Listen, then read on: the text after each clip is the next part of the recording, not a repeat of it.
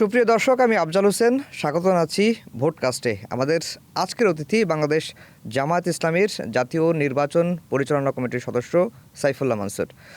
সাইফুল্লাহ মানসুর ভাই, আপনাকে স্বাগত জানাচ্ছি ভোটকাস্টে।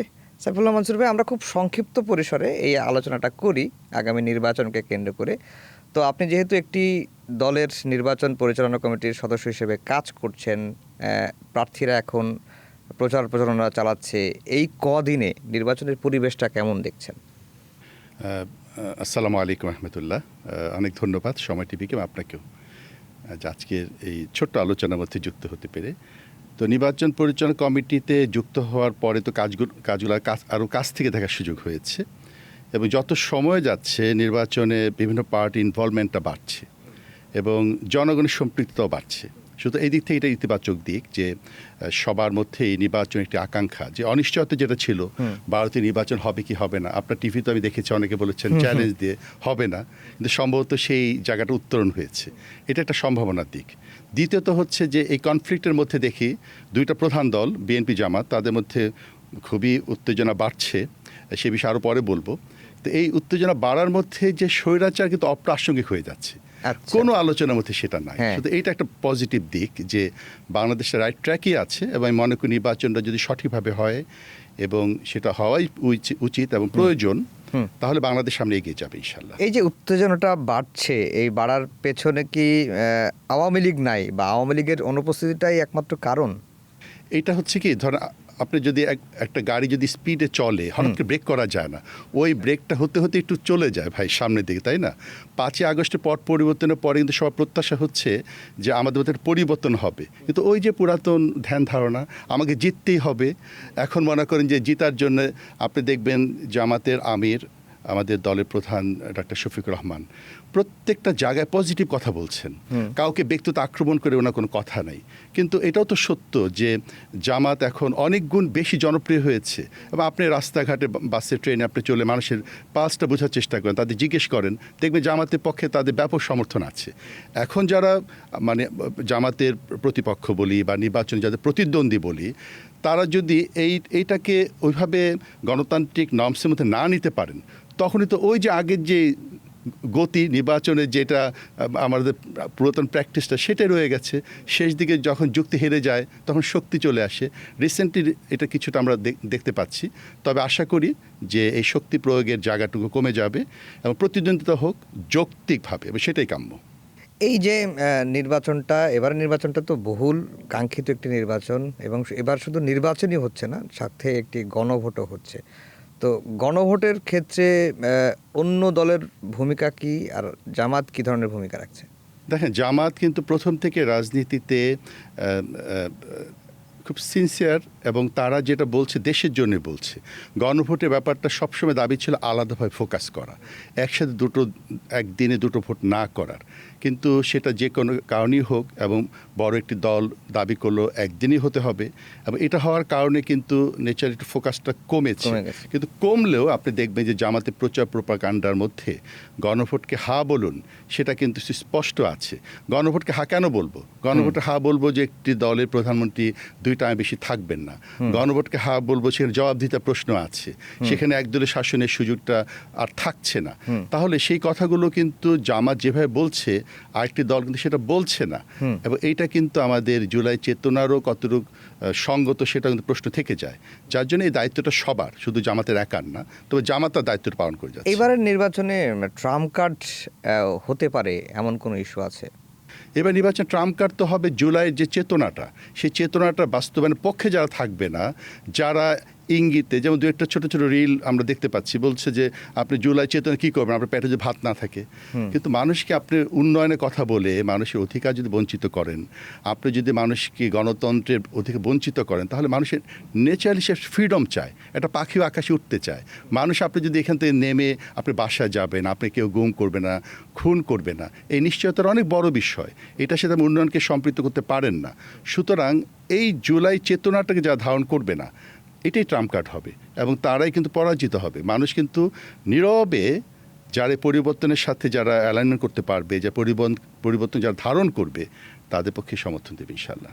মানসুর ভাই, আপনাদের দলের বিরুদ্ধে বা দলের প্রার্থীদের বিরুদ্ধে ধর্মের যে আবেগ, সেই আবেগটাকে ব্যবহার করার অভিযোগটা প্রতিপক্ষ আনছে, এবং আমরাও সোশ্যাল মিডিয়া বা বিভিন্নভাবে যারা প্রার্থী জামাতের এবং জামাতে যারা নেতা নির্বাচনে কাজ করছেন প্রার্থীর পক্ষে, তারা নানা ধরনের বক্তব্যগুলো আসছে যে যদি দাঁড়িপাল্লায় ভোট না দেন তাহলে কিয়ামতের দিন কি জবাব দেবেন।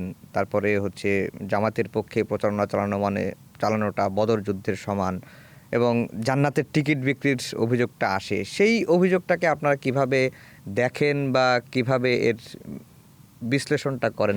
আমি আজকে ভাই আপনি এই চ্যানেলে দায়িত্ব নিয়ে বলছি, কিন্তু এই দায়িত্ব নিয়ে তো আমরি জামাত বলেছিলেন, যেটাই বলেন তারপরে সেটাকে আবার আপনার করা হয়, ভুলভাবে উপস্থাপন করা হয়। সেটা হচ্ছে আপনি কোনো একজন দায়িত্বশীলের কাছ থেকে জামাতকে যা লিড করে আপনি বক্তব্য পাবেন না। আপনি মিডিয়াতে অ্যাক্টিভ এবং আপনার অনেকদিন থেকে আপনার অনুষ্ঠান আমি দেখি, আপনি একটু ভাই সার্চ করে দেখেন তো কোন লিডারটা বলেছে যে আপনি টিকিট দিলে আপনি জান্নাতে চলে যাবেন। বলেনি, আপনি বাতাসে ছেড়ে দিলেন। প্রবলেমটা কোথায় হয়, একটা কথা একজন ছেড়ে দেওয়ার পরে দায়িত্বশীল জায়গা থেকে যত সেটা রিলে করা হয়, যখন সেই জায়গাতে বলা হয় যে এই জন্য ভূমিকম্প হয়েছে, তখন কিন্তু রিয়েল মানুষের মধ্যে কনফিউশনটা তৈরি হয়। এটা জামাত কখনই মনে করে না যে জামাত করলেই জান্নাতে চলে যাবে। জামাত কখনই মনে করে না জামাতকে ভোট দিলে জান্নাতে চলে যাবে। জামাত সিম্পল যেটা বলে যে আমাদের কথা কাজে মিল থাকতে হবে। হ্যাঁ, জামাত ইসলামের আদর্শে কথা বলে, সে আদর্শ কিন্তু মানব কল্যাণের। আপনি জামাতের যারা মানে এর সাথে যুক্ত আছে তাদের ব্যক্তি জীবন দেখেন, তাদের পরিবার দেখেন, তাদের সন্তান দেখেন, তাদের মধ্যে ভ্রাতৃত্ব ভালোবাসা দেখেন, দেখবেন যে তার একটা নমুনা পাবেন। সুতরাং আপনি অপপ্রচারগুলো হচ্ছে, কিন্তু এগুলো আমি মনে করি যে মানুষ এখন বুঝে। কিন্তু আপনি যেটা বলেছেন সেটা ঠিকই, যে জামাতের কেন্দ্রীয় কোনো নেতা এই ধরনের বক্তব্য আমি অন্তত দেখি নাই, কিন্তু যারা বক্তব্য দিচ্ছেন তাদের ক্ষেত্রে জামাত কি কোনো শিথিলতা দেখাচ্ছে কিনা? না, প্রশ্নই আসে না। এবং জামাত বারবার বলছে যে আমি বলছি, তাহলে এটাই তো এখন আমি তাকে আর কি করতে পারি? আমি এখন তাকে মনে করেন যে একটা লোক বলে ফেললো, যদি সেটা আমরা পাচ্ছি না। কিন্তু যেমন এই যে জান্নাতের টিকিট আমি কোথাও পাইনি ভাই, তাহলে তাকে আপনি বলতে পারেন। হ্যাঁ, তো এইরকম জামাত বারবারই বলছে যে এটা জামাত মনে করে না। সুতরাং এই ক্ষেত্রে কোনো কনফিউশন থাকার সুযোগ নেই। আপনাদের বহুল প্রচারিত একটি স্লোগান ছিল, যেটা আমরাও শুনে এসেছি ছোটবেলায়, এইবারের নির্বাচনে সেটি পাচ্ছি না, যেমন আপনারা বলতে, এবং এটা নিয়ে আলোচনা হচ্ছে যে জামাতের একটা স্লোগান যে আল্লাহর আইন চাই, সৎলোকের শাসন চাই, কিন্তু এখান থেকে কি জামাত সরে এসেছে? বিষয় হলো কি যে দেখেন, একটা স্লোগান কিন্তু একটা সময় একটু ব্র্যান্ডিং চেঞ্জ হয়। আচ্ছা, এটা হওয়া মানে হচ্ছে আপনি আজকে শার্ট এটা পরেছেন, আমি এটা পরেছি, কালকে এটা না পড়লে কি আমি এটাকে অস্বীকার করলাম? কখনোই না। শুধু এটা হচ্ছে সময়ের সাথে সাথে, এবং জামাত সবাইকে অ্যাকোমোডেট করে।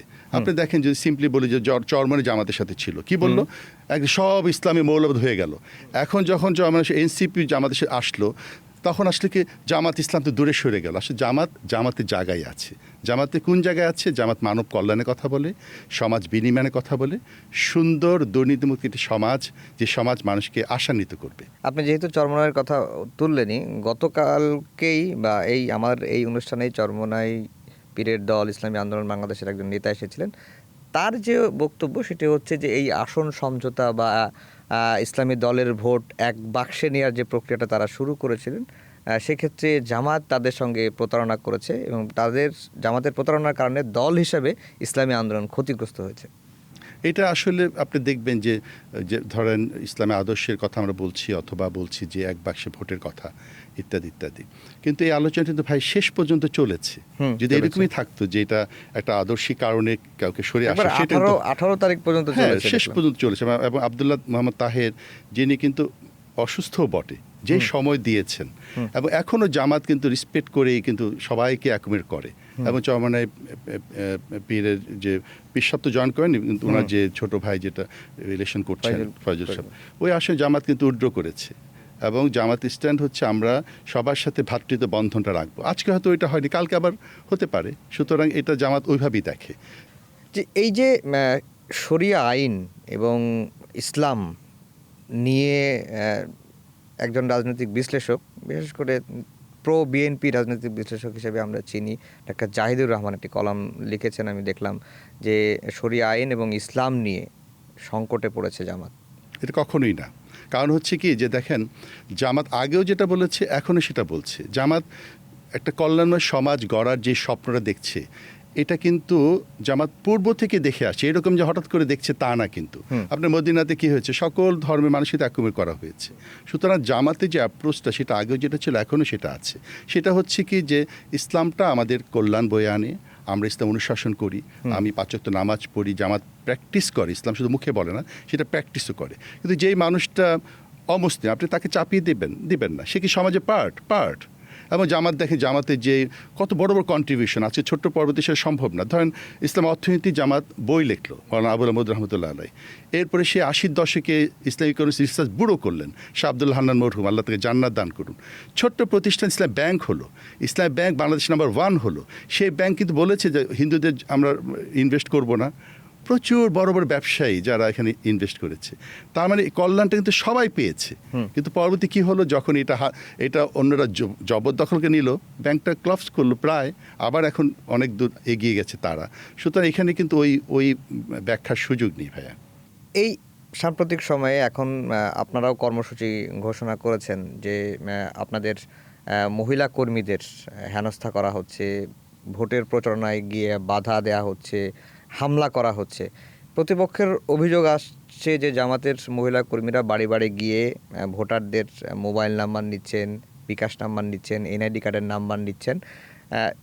তখন বাধা দিতে গেলে এই পরিস্থিতিটা তৈরি হচ্ছে। মোবাইল নাম্বার নেয়া বা এনআইডি কার্ডের নাম্বার নেওয়ার কি প্রয়োজন আছে ভোটারদের? কোনো প্রয়োজন নাই, এবং সেটা হচ্ছেও না। বিষয়টা হয় কি, ধরেন এই যে জামাতের মহিলা, এরা তো আকাশ থেকে আসেনি, এরা তো আপনারই আমার ভাই বোন। বলেন, আপনি আপনার বাসার পাশেও দেখবেন জামাতে একজন বোনকে পাবেন, এবং আশেপাশে 10 জন থেকে ওই বোনটাকে দেখবেন যে ভদ্র কথা বলে, শালীন, মার্জিত, সবাইকে সে আগলিয়ে রাখে এবং সুখ দুঃখে এগিয়ে যায়। এই বোনটা সে নির্বাচনে যে জামাতের পক্ষে এসে প্রচারণা করার সময় জিজ্ঞেস করে যে একটা বাসায় গিয়ে বলে, আপু আপনি কোথায় কোথায় ভোট দিচ্ছেন, আপনার ভোটারটা আপনি কোথায় রেজিস্ট্রেশন করেছেন, হ্যাঁ একটু জানি তো। এই জানাটা তো কোনো অন্যায় না। সে যদি এখানে ভোটার না হয় তাহলে বলবে, ভাই আপু এখানে একজন আমাদের প্রার্থী, তাকে ভোট দিবেন। এটা তো একটা বোকাও বুঝে যে আপনার ব্যক্তিগত তথ্য তো আমি চাইবো না ভাই রে, আমি তো আপনার ফোন নাম্বার চাবো না।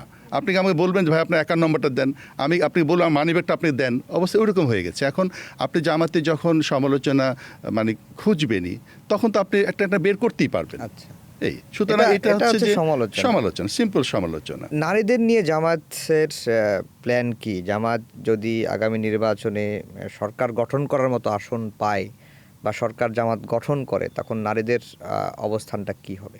নারীদের অবস্থান অনেক সুন্দর হবে এবং তারা সম্মানিত আসনে যাবে। মারা হচ্ছে আমাদের, নারী তো বোন, মেয়ে, মা, তারা হচ্ছে সমাজের বড় একটা পার্ট। আমরা এই যে সারাদিন বাইরে কাজ করি, বাসায় ফিরে গিয়ে কিন্তু আমাদের মারাই বউরাই কিন্তু আমাদের সংসারটা আগলিয়ে রাখে। সেই জন্য জামাতের মেয়েরা অনেক প্রফেশন, অনেক ভালো জায়গায় আছে যারা কন্ট্রিবিউট করছে সমাজে, এবং আপনিও খুঁজলে হাসপাতালে, ইউনিভার্সিটিতে, বিভিন্ন জায়গায় আমাদের বোনদের পাবেন, এবং তারা সমাজে কন্ট্রিবিউট করবে যদি সুযোগ পায়, এবং সমাজকে উন্নয়নে তারা অনেক বড় অবদান রাখবে। এবং আপনাদের আমিরের বক্তব্যে সেদিন শুনলাম যে 43% মনে হয় জামাতের নারী কর্মী রয়েছে। তাহলে একজনও জামাতের নারী প্রার্থী হলো না কেন? দেখেন ভাই, জামাতের টোটাল প্রক্রিয়াটা কিন্তু গণতান্ত্রিকভাবে হয়। জামাত মনে করেন কাকে প্রার্থী দিবে, সেটা গ্রাসরুট থেকে কিন্তু ওপিনিয়নগুলো আসতে থাকে, এবং জামাত কিন্তু মহিলাদের মধ্যেও সেই ওপিনিয়নগুলো জামাত কিন্তু নেয় সবসময়। তো সিস্টাররা যেটা মনে করে যে সেটা হচ্ছে, হ্যাঁ আমরা হব, তবে আমরা একটু নিজেদেরকে রেডি করি। জামাত বলেনি কখনোই যে তারা পার্লামেন্টের বোনদের পাঠাবেন। আমি আপনাকে বলি, 91-এ পার্লামেন্টে আমার আম্মা হাফেজ আসমা খাতুন, তিনি পার্লামেন্ট মেম্বার ছিলেন। তো 91 সালে যে জামাত পার্লামেন্টে মেয়েদের পাঠাতে পারে, তারপর নিশ্চিত থাকেন যে যাবে পার্লামেন্টে। কিন্তু এটা হয় কি, যেটা আপনি কোনো জামাতের মহিলা সিস্টার থেকে শুনবেন না যে আমাদেরকে প্রার্থী দেওয়া হলো না, বরং জামাতে স্পেসটা অনেক বেশি। এবং জামাতে এই যে আমরা কেন্দ্রীয় যে কমিটিতে বসি, 40 জনের কমিটি, সেখানে সিস্টাররা আছেন, এবং সিস্টার কিন্তু দারুণভাবে কন্ট্রিবিউট করছেন। এবং তাদের, যেমন আমি কালচার সাইডটা দেখছি, ঠিক আছে, আমি তো একদিন আধা ঘন্টা সময় গেল তাদের প্রশ্ন, আচ্ছা এটা কি সেটা কি হচ্ছে, এবং মেয়েরা কীভাবে কন্ট্রিবিউট করতে পারে, আমি খুব মুগ্ধ হয়েছি। জি, আপনি সাংস্কৃতিক বিষয়গুলো দেখেন, আপনি গান আপনার গান অনেকেই পছন্দ করে। তো সাংস্কৃতিক অঙ্গনে জামাত কী ধরনের কিভাবে হ্যান্ডেল করবে জামাত যদি ক্ষমতায় আসে? যে নাটক, সিনেমা, তারপরে নাচ গান, এই বিষয়গুলো জামাত কিভাবে? এটা হ্যান্ডেল খুব সুন্দরভাবে করবে। কারণ হচ্ছে কি যে সংস্কৃতি তো মানুষের, আমরা যেটা করি আমাদের জীবনের বাহনটা, এটা প্রকাশ ঘটে এগুলোর মাধ্যমে, গান বলি, নাটক বলি, আমাদের ভাবনাগুলো প্রকাশ ঘটে। তো একটা সমাজ যখন সুন্দরভাবে গড়ে উঠবে দেখবেন ভাবনাটাও পরিবর্তন হবে, নাটকগুলোর মধ্যে অশ্লীলতা থাকবে না, এবং সেই নাটকগুলো কিন্তু প্রমোট হবে। কোনো একটি প্রতিষ্ঠান বন্ধ হবে না, কোনো একটি অনুষ্ঠানও বন্ধ হবে না, কিন্তু সেটা দেখবেন যে আপনারা এই ভালো অনুষ্ঠানগুলো আপনারা করবেন। কেন করবেন? আপনার রুচির পরিবর্তনটা, এই জামাতে এই রুচি পরিবর্তনটা আনার চেষ্টা করছে।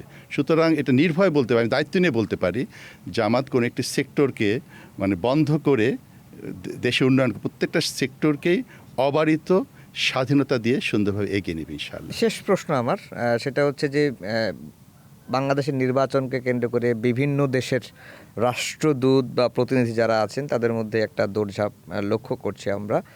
জামাতকে নিয়ে তাদের ভাবনাটা কি, এবং যে ওয়াশিংটন পোস্টের রিপোর্ট যে জামাতে আমেরিকার সঙ্গে বন্ধুত্ব করতে চায়, সুসম্পর্ক করতে চায়, তারা আসলে কি ভাবছে জামাতকে নিয়ে? জামাতের ব্যাপারে তো সবার আগ্রহ বেড়েছে, কারণ হচ্ছে যে বাংলাদেশটা তো এখন আর বিচ্ছিন্ন না, গ্লোবাল ভিলেজ, সবাই সবার ব্যাপারে তথ্য আদান প্রদান হচ্ছে, জানছে।